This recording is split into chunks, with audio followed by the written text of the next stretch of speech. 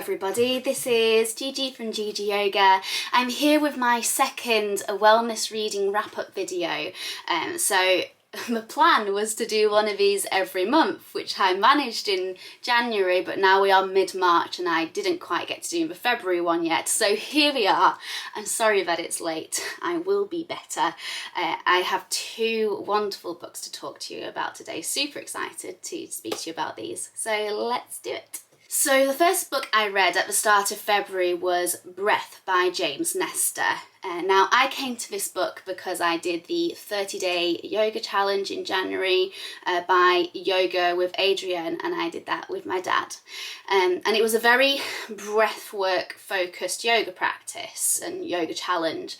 And Adrian had said that she had been very much inspired by this book called Breath by James Nestor, which speaks about why breath and breathing correctly is so important for all-round health, for living a longer and better life, for being more efficient in how you move and how you sleep. And I felt inspired to go pick it up just based on that alone. And it really didn't disappoint. This is like, if I could give more than 5 stars, I would. It has a very easy tone. James speaks to you as if he's your best friend. It's a very easy, funny tone. His personality really comes across in the book. And he started writing this book and going into this kind of research because he was really not very well. He wasn't taking proper care of his body. And so he decided to go to a breathwork session, as was advised by one of his doctors. And he wasn't expecting anything, and he came out of it feeling like he'd really experienced something, and he wanted to know why he'd had such an astounding experience within his body in this seemingly dull breathwork class, which led him into all of this kind of research. And it starts from going way back in history to how prehistoric man used to breathe, and why the shape of their skulls and jaws were different because they breathe differently to us. And over time we've been breathing less efficiently. It's collapsed our jaws and made our faces look a lot narrower. Really strange, but really super duper interesting. Of course it's in more detail than that, just giving you the bare bones. And he speaks about the importance of breathing through the nose as opposed to mouth breathing, the sheer volume of benefits it has in comparison to the adverse effects of constantly breathing through your mouth. Really, again, just everything is so interesting. He is basically doing a science experiment on himself.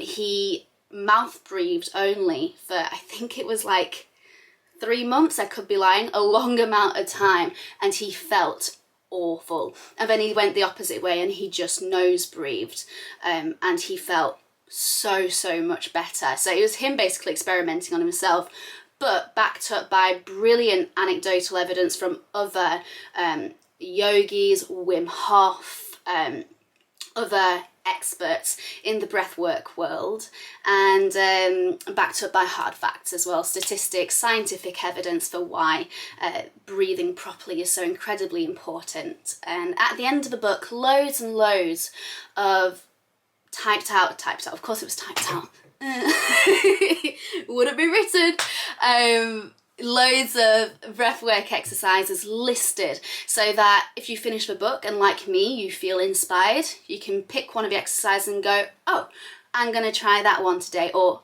I'm going to teach that in my yoga class tomorrow. It has really made me very mindful about how I breathe, even more so than I was before. It's given me lots of ideas for how to teach breathwork within a yoga class, and I couldn't recommend this more. Honestly, read it. The second book that I read in February was Why We Sleep by Matthew Walker, and this came highly recommended by loads of people that I respect, vloggers and Instagrammers, so I thought that I would give it a go. I don't really know anything about sleep or the science of sleep, I just know that we should be getting more of it, I guess, but nothing specific, and this really does go into the specifics, into the benefits of sleep on all levels, levels, of having a longer life, of having a fuller life, of having more concentration, of having a better sex life. Like, the benefits are so far reaching, and at the same time the negatives of not getting enough are also incredibly far reaching. I was so shocked to find out that even just having 6 hours of sleep rather than 7 or 8 can really have quite powerful impacts on your concentration, your productivity the day after, your mood, your hormone balance in your body, everything. So it really made me think an awful lot about my sleep routine and, you know, the importance I place on sleep as opposed to other things, because we live in a society that doesn't really value sleep that much. So it's definitely made me think about my choices of, oh, I didn't get to sleep until 1 a.m. tonight. Maybe I shouldn't get up at 7 a.m. and do a workout. Maybe that can wait a couple of hours. Talks a lot about circadian rhythms, and how everybody's is just slightly different and how that works within the body. Everyone's heard of melatonin, you can take tablets of it, but how that is naturally produced in the body, so interesting. It's very numbery, lots of statistics and lots of graphs. So if you like your hard, cold facts, you've got those as well.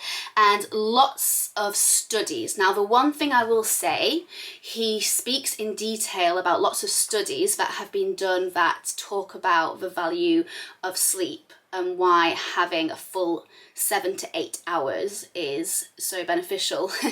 However, by the description of the third study, I felt like I'd got the hint. It was a couple of studies too long. By the end of the book, I did feel like saying, I get it. Sleep is important, I get it. I will get my 8 hours, I promise, Matthew, which I guess is kind of a point, but it got just slightly repetitive, which is why for me it was a 4 out of 5 rather than a 5 out of 5, but still a completely invaluable read that I don't think I'm ever going to think about my sleep the same way again.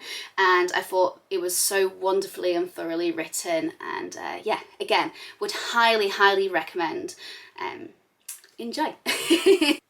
So that's the 2 books I read in the month of February. I hope to get to more books in March. I do find that I find it more difficult to read wellness and sort of factual books.